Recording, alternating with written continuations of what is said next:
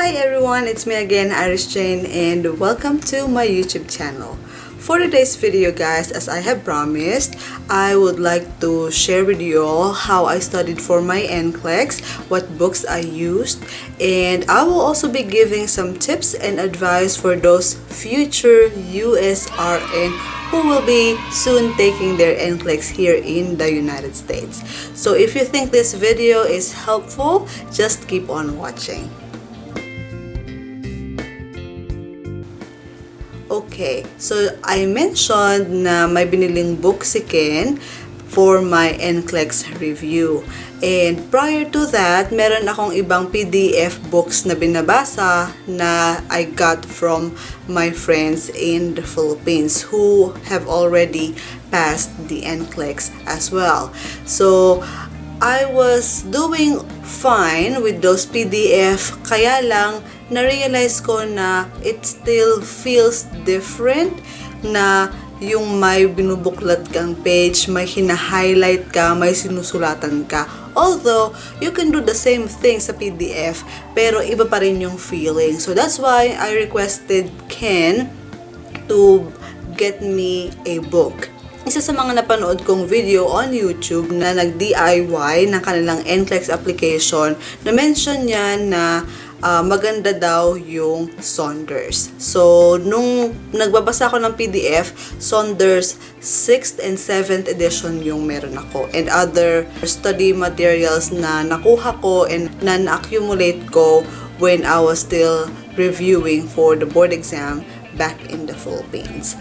So, sabi niya maganda daw yung Saunders. And this video is not to endorse or promote this book, but I will be just sharing with you kung ano yung na-experience ko with this book.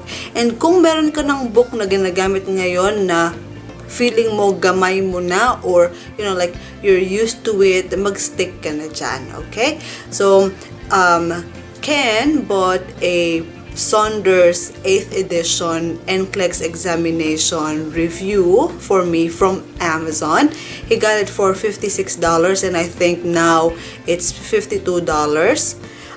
You can also rent, pero why not invest for a book na hindi mo kailangang magmadaling tapusin dahil kailangan mong ibalik agad-agad. You can add just a little bit more and sa'yo na yung book. So, magandang investment na din yun. At isa pa, kung self-study naman ang balak mo, makaka-save ka din dahil hindi ka na magbabayad sa review center. So, why not invest sa libro, di ba?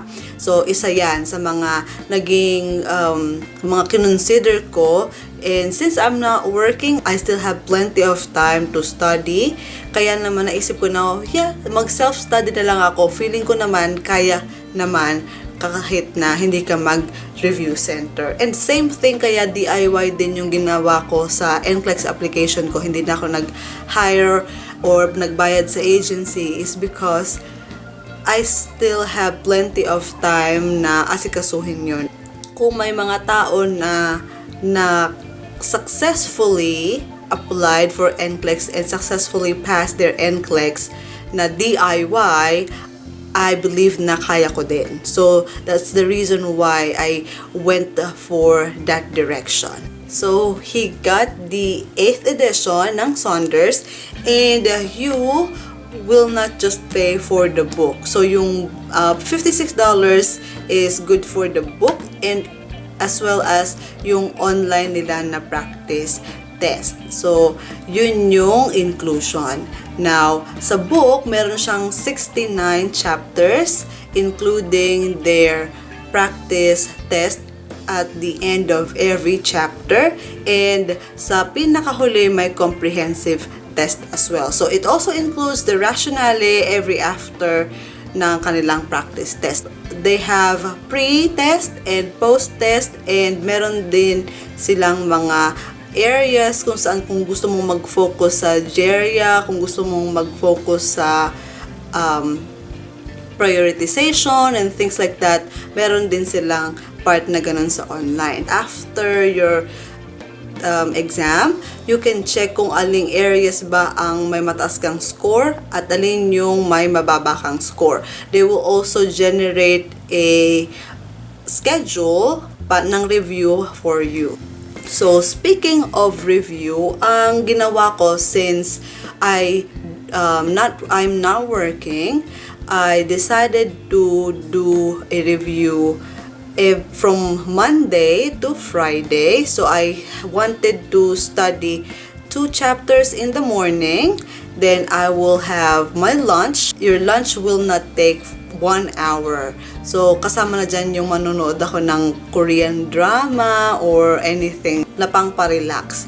Then in the afternoon, ganun din, 2 chapters then, and I will finish the practice test. So, depende yan sa length ng chapter. Sometimes, the chapters are really short, so pwede kang makatapos ng at least 5 to 6 chapters per day. Pero may mga ibang chapters din in this book na equivalent sa 3 chapters, let's say. So, example na dyan yung mga pharma.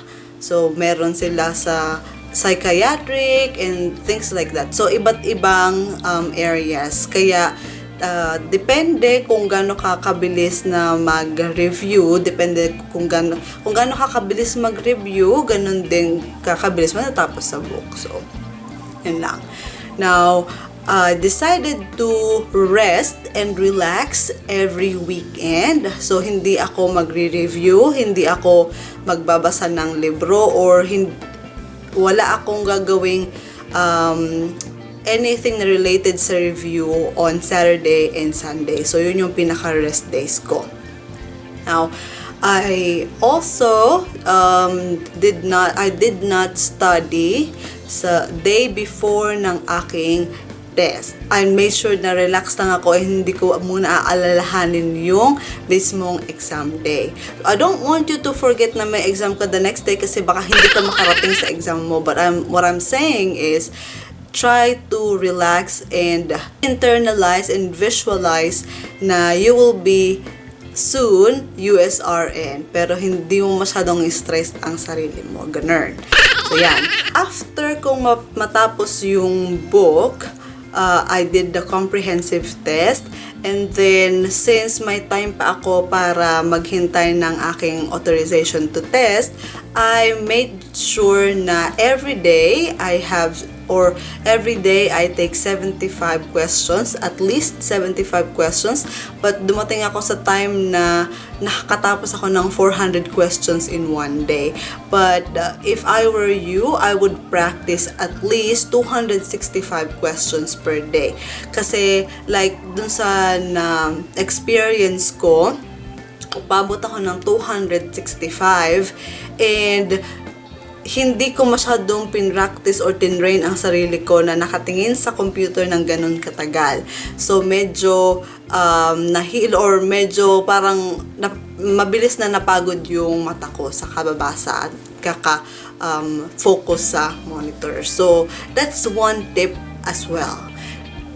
Kung ikaw ay K1 visa holder and you're planning to do the same thing na mag-take ng NCLEX here in the United States, make use of your time habang hindi ka pa allowed na mag-work. Just, read and study some for the NCLEX para hindi ka nangangarag. Pagdating naman sa mga tips and advice, I tried to visualize the word RN with my name. So, na-mention din yan sa book sa Saunders na i-visualize mo na magiging RN ka na. So, ang ginawa ko, I made a wallpaper for my desktop. Nakalagay doon my goal for the year 2020. So, I wrote my name and then I put USRN.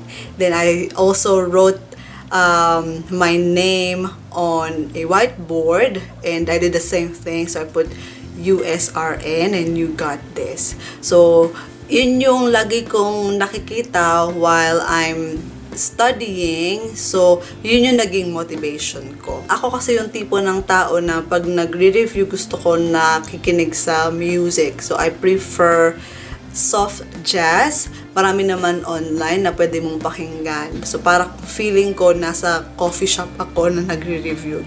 Hindi rin mawawala yung mga time na mafe-feel mo na nadi-discourage ka na dahil may mga time talaga na pag nag-take ka ng practice test after reading the chapter, ang baba ng score. Naisip ko na I don't necessarily need to perfect the test.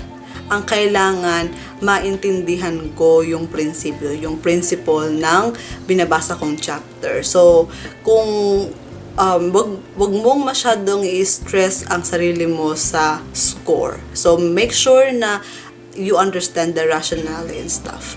So, yan.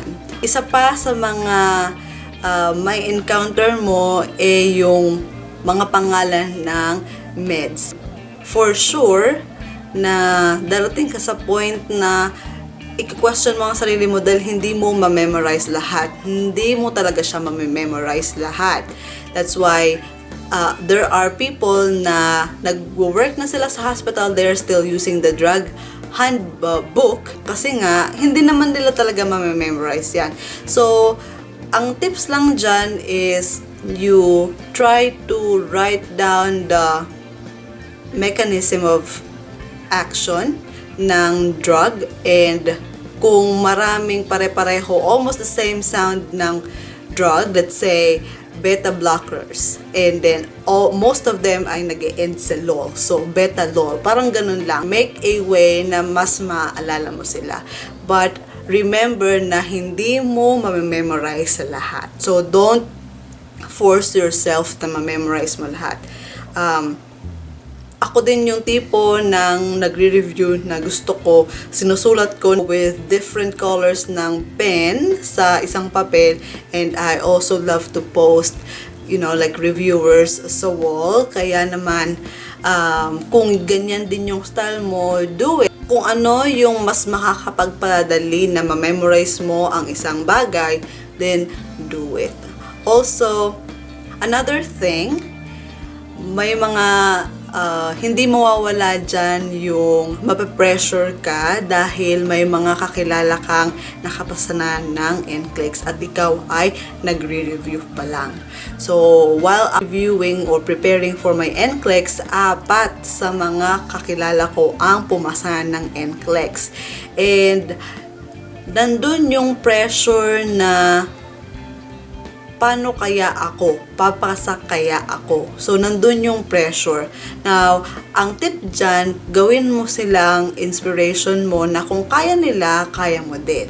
While taking the test at umabot ka ng 265 questions, huwag kang panghinaan ng loob. Huwag mong isipin na babagsak ka na agad. Alam natin na marami yung nag-take ng NCLEX na 75 questions pa lang daw na matay na yung computer nila and nakapasa na sila. So, isipin mo, mismong sa Pearson VUE website, sinasabi nila na hindi doon nakabase yung hindi nakabase sa length ng exam mo kung papasa ka or hindi. Equal lang siya kung dun sa mga taong umabot ng 75 questions na nakapasa, ay mga iba din na umabot ng 75 questions na hindi nakapasa. Same thing with those people na umabot ng 265 questions na pumasa at meron din namang hindi pinalad. So, ngayon na nagre-review ka and you're preparing, you just have to focus sa iyong goal. You just have to do whatever you have to do. And, of course, you have to ask for guidance and wisdom. Hindi mo yan kaya ng ikaw lang, and you need help from God. So, yon. Now, after the test, and may mga maalala kang questions na alam mong hindi mo alam ang sagot, wag mo nang hanapin. Wag mo nang alamin ang tamang sagot dahil may stress ka lang. Kalimutan mo na, nangyari na. Wala ka nang, hindi mo na mababago yung sinagot mo dun sa NCLEX mo. So, just wait and claim na magiging USRN ka. I think that's it for this video. I hope na nakatulong ito sa'yo, nakagaroon ka ng konting kaalaman or konting idea kung paano ka mag-start sa pag-self-study, and also para ma-relax ka kung nakapag-take ka na at just waiting for your result. So, yan, I hope you like this video and I will see you next time. Bye!